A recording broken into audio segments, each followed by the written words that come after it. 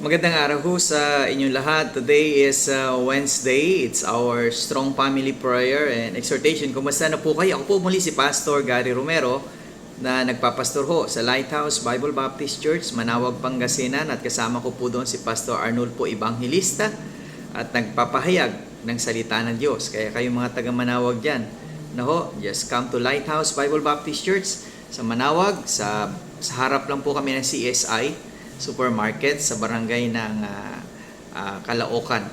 Muli po tayo manalangin. O aming Ama, pagpalain niyo po muli ang araw na ito sa aming pamilya at salamat sa kalakasan. Pagpalain niyo rin po ang bawat pamilyang hindi pa nakakakilala sa inyo na tanggapin si Jesus na maging kanilang Panginoon at tagapagligtas sa pangalan ni Jesus. Amen! Well, magandang araw sa inyong lahat sa ating pagpapatuloy na ating strong exhortation from the Word of God in Ephesians chapter 5 and verse 27, that He might present it to Himself a glorious church, not having spot or wrinkle or any such things, but that it should be holy, without blemish. Well, ito po yung aral mula kay Pablo na ito po'y sinulat niya sa simbahan sa Efeso.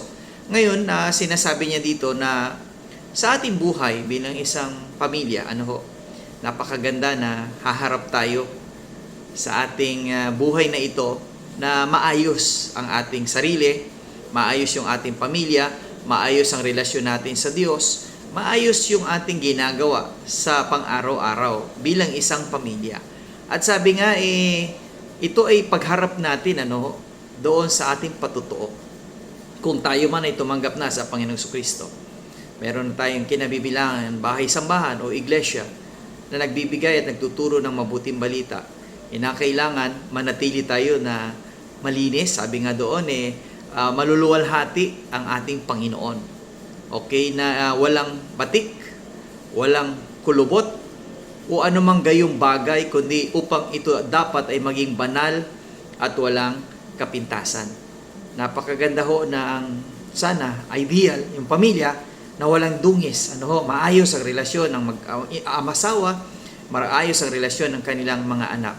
Sa panahon ngayon, patuloy natin ipanalangin ang pamilyang Pilipino na maging matatag. Anumang pagsubok, anumang problema, anumang sitwasyon, anumang challenges, manatili tayong maayos sa harapan ng Diyos, manatiling maayos ang ating patutuo bilang isang Kristiyanong pamilya. Kaya kung meron pang hindi tumatanggap sa Panginoong Kristo na pamilya na napapadala ng kaibigan, hindi pa huli ang lahat. Ibahagi mo ito sa iyong mga kaibigan, sa mga mahal sa buhay, sa mga anak, mga relatives. Tanggapin nila ang Panginoong Kristo na maging kanilang Panginoon at tagapagligtas. Upang sa ganon, matutulungan sila ng Diyos para maging matatag ang kanilang relasyon sa bawat isa. Para pagharap natin sa Diyos, masasabi natin, tayo ay naging mabuting magulang sa ating mga anak at naging mabuti tayong pamilya sa buhay na ito. See you again tomorrow sa ating Strong Family Prayer and Exhortation.